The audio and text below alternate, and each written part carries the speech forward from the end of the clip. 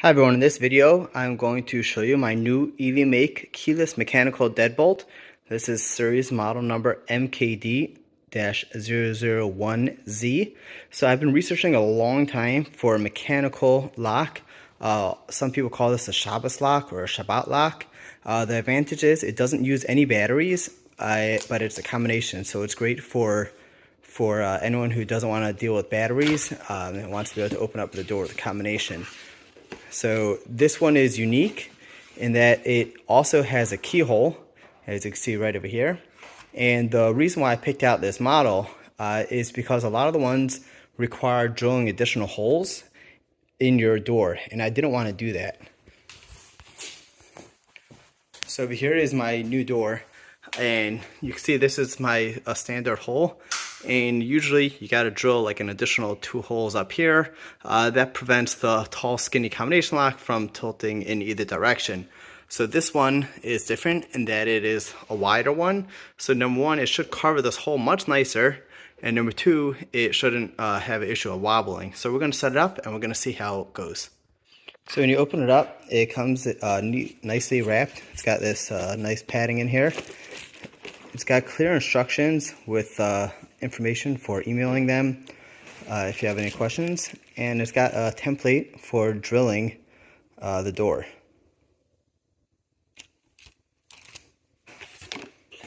And so right over here is the lock.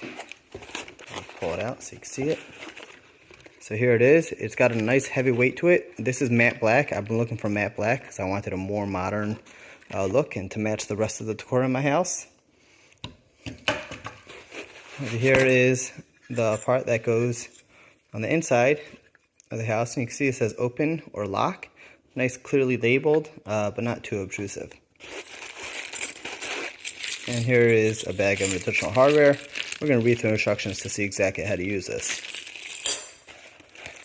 Over here is the keys. It comes with 3 keys for this lock. Most people will never use these keys because once we have it set up, we're just going to use the combination all the time. But it's nice that it throws in these keys for people who want that added option. Over here is the deadbolt that's going to go into the door. And that is everything. So we're going to take out the instructions, we're going to read through it, and we're going to make sure that we understand how to use it, and then we're going to go install it.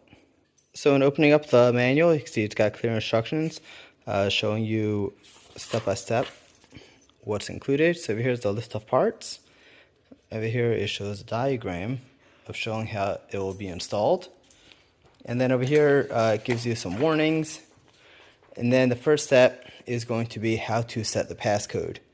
So in order to set the passcode, you need to unscrew this small screw over here in order to open up the front plate. So that's this screw right over here. We're going to unscrew this, and that's going to release this front plate over here in order for us to set the code to what we want it to be.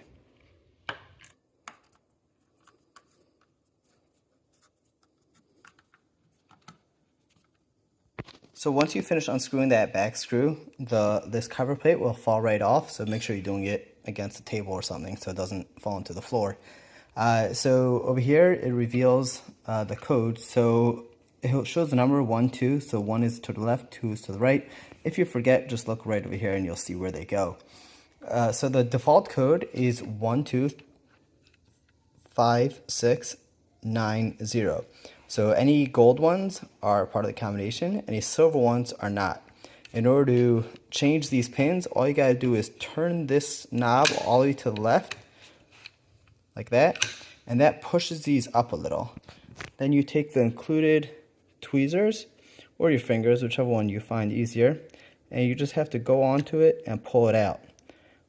But once you pull it out, that one's gold. You can either put a silver one in if you don't want to use that number, so that just slides in like that, or you can move them around to whichever combination you want. So I'm not going to show you what I set it to because they'll let you break into my house.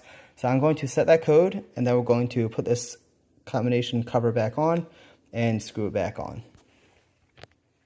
So once you finish setting your code, just hold the front panel in and then just tighten the screw. And you could test the combination before putting it back on. You could test it with a panel open or closed. Either way, just make sure you test it before putting it back on the wall. So the next step is going to be installing this into your door. If you need to drill holes, then follow the template and instructions to do that. If not, then we're going to mount it into the door. So this is a single direction bore hole. So you see how it's got like a small tab in the back that covers it. So this part is always going to face the interior of your door. So it might be this way, it might be that way, depending on what direction your door is facing. But the goal is this part faces the inside of the door, inside of your house. So over here you can see I got square edges. Sorry, it's not zooming properly, focusing properly. So I got square edges here and I got rounded over here. So this is not going to fit in properly. So I need to chisel out those corners in order that it could sit flush, kind of like this one is. So I'm going to go chisel those out and then come back to continue the video. So I actually made a mistake before. That bolt barrier, so flat side, is supposed to face inwards. So I put it in backwards. So I flipped that around and then I put the two screws in right here, tighten it up. Now ready to put the exterior combination part on. So the next step is pushing this part through the door and then taking this round metal escutcheon plate, have this bore spindle stick through it. Take these two long machine screws and thread them in, and then you'll tighten them over here. So that's going to pull this lock tight to this door. It comes with these little sleeves that it says are supposed to help guide those screws. I didn't find that too helpful. I just looked and lined them up. So I'm going to tighten that up and then we're going to install the inside part of the lock. So over here you can see it's all tightened up. So when these two machine screws are tightened, this plate should completely cover your bore hole. If it doesn't, try adjusting it to make sure it lines up nicely. And at this point I recommend testing the lock again, make sure everything's level, put in your code, lock it, unlock it, make sure that's working properly before we go on to the next step. So over here I tightened these two screws. You probably need to put into lock position in order to get to the screws. Locked is vertical and unlocked is horizontal. And again, once again, test locking and unlocking with the code, with the interior handle. Do it a couple times each to make sure everything is working smoothly. Then close your door, lock it in place, try it on the inside and outside, make sure everything's working. This does make, it is a little loud when you lock it. For the good or for the bad, it's a spring that's kind of like shooting it closed, which is nice. It helps push it.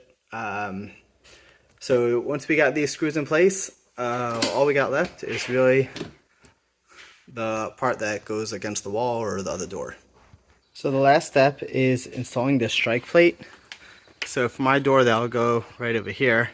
I'm actually not going to use the one that came with the package because two reasons. Number one, I would have to chisel a bigger hole right here, but my bigger issue is that it's not black like my handle, so I don't want them not to match. So I'm going to switch that out. I'm going to go buy a black strike plate in order that works. Over here, unfortunately, I got a black and this one's silver.